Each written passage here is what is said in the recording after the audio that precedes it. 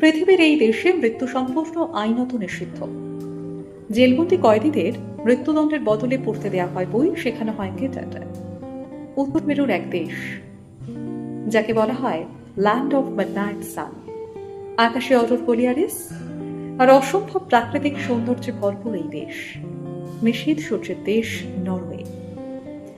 বছরের একটা দীর্ঘ সময় যেখানে সূর্য অস্ত যায় না, আর একটা দীর্ঘ সময় যেখানে সূর্য দেখাই যায় না।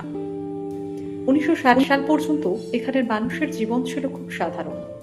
অর্থনীতির মূল ভিত্তি ছিল চাষাবাদ, মাছ ধরা। এক সময়ের প্রচন্ড গরিব দেশ আজ পৃথিবীর অন্যতম ধনী দেশগুলোর মধ্যে একটা। সালটা যখন 1969, উত্তর সাগরের তলায় খুঁজে পাওয়া গেল একটা তেলের খনি। সেখান থেকেই কপাল খুলে গেল নরওয়েবাসীর।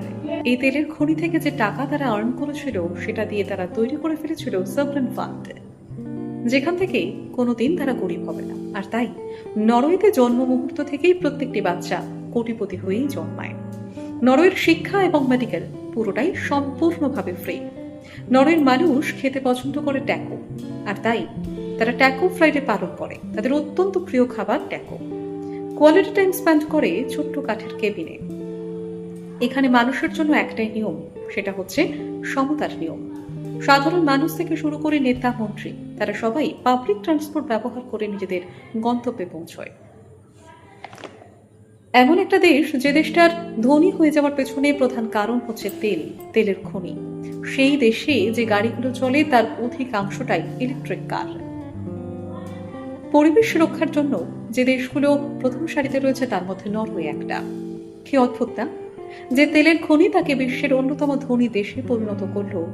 আজ সেই নরওয়েবাসী তেলের খনিকে কাজে লাগিয়ে তাদের শিক্ষা আর বিদ্যার জন্য সেই তেলকে সম্পূর্ণভাবে বর্জন করতে চলেছে। তারা বলে যে আর কয়েক বছরের মধ্যে এমন একটা সময় আসবে যখন তাদের দেশে পেট্রোল ডিজেল চালিত কোনো গাড়ি থাকবে না। নরওয়ের সালভার দ্বীপে মৃত্যু সম্পূর্ণভাবে নিষিদ্ধ, কারণ এখানে প্রচন্ড ঠান্ডা।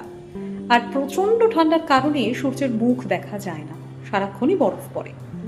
তার ফলে কোনো মৃতদেহ এখানে থাকলে বছরের পর বছর তা অপচনশীল অবস্থাতেই থেকে যায়, আর তার বিভিন্ন জার্ম জীবন্ত মানুষকে এফেক্ট করে। আর তাই এই সালভার দ্বীপে মৃত্যু সম্পূর্ণভাবে আইনত নিষিদ্ধ। কোনো মানুষ মৃত্যুর কাছাকাছি এসে পৌঁছলে তাকে প্লেনে করে নিয়ে আসা হয় মূল ভূখণ্ডে।